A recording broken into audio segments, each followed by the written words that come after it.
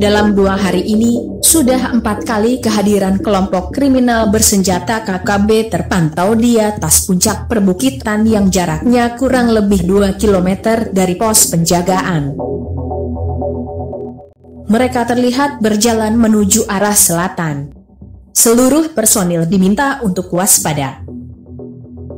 Setelah istirahat 2 hari, seharusnya hari ini, saya dan 2 rekan saya sudah harus berangkat ke pos pemantauan di perbukitan untuk menggantikan tim lain yang sudah pulang tadi pagi. Namun karena situasinya waspada, kami menunda keberangkatan untuk tambahan kekuatan di pos penjagaan. Sambil mengamati perbukitan dengan teropong, saya menganalisa 4 kali penampakan kehadiran KKB sebelumnya. Dari analisa saya, ada 2 hal yang saya rasa penting. Pertama, para KKB tersebut selalu terlihat bergerak dari utara menuju selatan. Kedua, dalam 4 kali penampakan dalam waktu yang berbeda, jumlah orangnya tetap sebanyak 5 orang, dan tetap saja orang yang sama. Saya simpulkan, KKB tersebut memang sengaja menampakkan diri di sana untuk memberi kesan bahwa mereka sedang melakukan pergeseran ke arah selatan, seolah akan melakukan suatu aksi. Saya paham, mereka mencoba mengelabui kami. Saya bergeser untuk memantau ke sebelah barat pos jaga. Sekitar 100 meter di sebelah barat pos, ada bangunan pasar yang hanya dipakai 1 kali dalam seminggu. Kemudian ada bangunan bekas kantor distrik. Di belakangnya ada beberapa bangunan rumah atau honai. Beberapa orang termasuk anak-anak terlihat sedang berada di sekitar rumah. Aktivitas masyarakat terlihat biasa saja. Bagi saya, aktivitas warga adalah hal penting.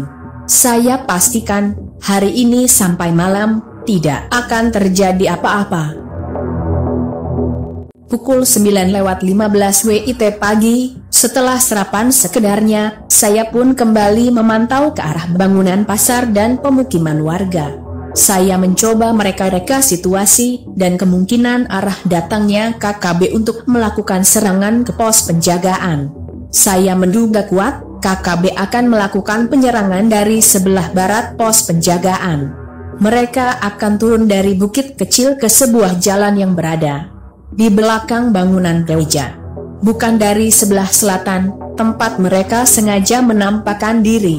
Dari belakang gereja inilah kemungkinan besar mereka akan melakukan serangan. Selain mereka bisa berlindung di jalan yang lebih rendah dari letak bangunan gereja, mereka juga tahu kita dilarang untuk melakukan tembakan ke arah bangunan rumah ibadah. Sampai pagi keesokan harinya, tidak terjadi apa-apa.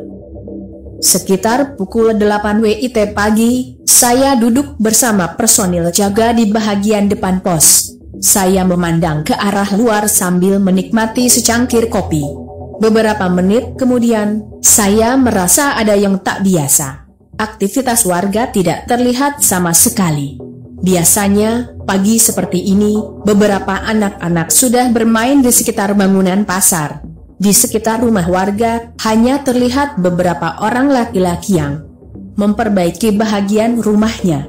Saya bergerak ke sisi samping penjagaan dan melakukan pemantauan dengan teropong. Ternyata, hampir seluruh rumah atau honai dalam keadaan tertutup. Artinya, rumah-rumah tersebut sudah ditinggal penghuninya. Beberapa orang laki-laki yang tadi terlihat sedang memperbaiki honainya, saat ini juga sudah tidak terlihat lagi. Pukul 14 WIT, selesai makan siang, kami melakukan briefing dan pembagian tugas untuk menghadapi kemungkinan serangan KKB. Atas permintaan saya akan menyusup ke posisi tempat di mana KKB akan masuk dan melakukan serangan. Pukul 20 WIT, saya bersama 1 orang rekan saya satu tim, bergerak dengan cara merayap menuju titik lokasi. Karena sangat beresiko, rekan saya instruksikan untuk bersembunyi di sekitar bekas kantor distrik. Tugasnya untuk mengamankan posisi rumah tempat saya berada nantinya. Kemudian saya bergerak lagi sekitar 60 meter menuju sebuah rumah yang berada di pinggir jalan. letaknya sekitar 100 meter dari bangunan gereja. Dengan pisau sangkur, engsel jendela berhasil saya buka. Kemudian saya masuk ke dalam rumah. Dalam keadaan gelap, saya mencari posisi yang pas. Ternyata ada celah antara dinding yang terbuat dari batu dan dinding papan. Sampai pukul 6 WIT pagi, situasi masih sunyi sepi. Namun beberapa menit kemudian, tiba-tiba saya melihat beberapa orang bersenjata datang mengendap-endap dari parit jalan menuju bahagian belakang bangunan gereja. Beberapa saat kemudian, beberapa orang lagi anggota KKB turun dari sebelah kiri jalan.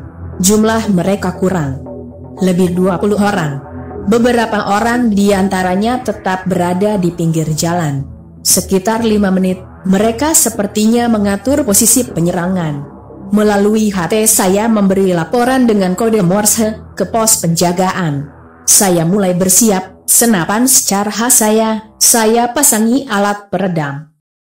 Untuk lebih menjamin redaman suara, saya memposisikan ujung laras senapan saya sekitar 30 cm dari celah dinding.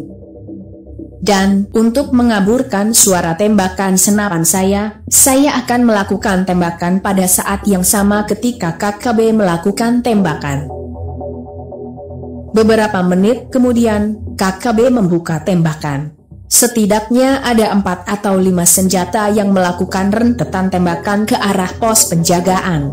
Pada saat KKB melakukan rentetan tembakan yang kedua, 2 anggota KKB yang berada di atas parit sebelah kiri jalan berhasil saya sekolahkan. Pada rentetan tembakan berikutnya, seorang laki-laki yang berpakaian rapi dan memegang handphone serta terlihat memberikan komando, saya beri hadiah timah panas di bahagian lutut kakinya. Kemudian, saya melihat satu orang anggota KKB berusaha mendekati posisi saya dari rumah yang bersebelahan dengan rumah tempat saya berada.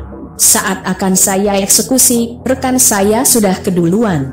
Saya melihat KKB tersebut tiba-tiba ngelongsor ke lantai teras, kemudian tak berkutik. Beberapa saat kemudian, semua KKB terlihat kacau balau dan melarikan diri ke arah utara jalan. Demi keamanan, saya tidak melakukan penembakan. Saya tetap siaga dan tak berkedip. Setiap ada rentetan tembakan, itu berarti satu di antara mereka akan saya sekolahkan. 30 menit kemudian, suasana kembali sepi. Melalui HT, saya mintarkan saya yang berada di pos penjagaan untuk melakukan rentetan tembakan ke udara. Saya dan rekan saya mau kembali ke pos penjagaan. Sesampainya di pos penjagaan, saya pun makan dengan porsi ukuran jumbo.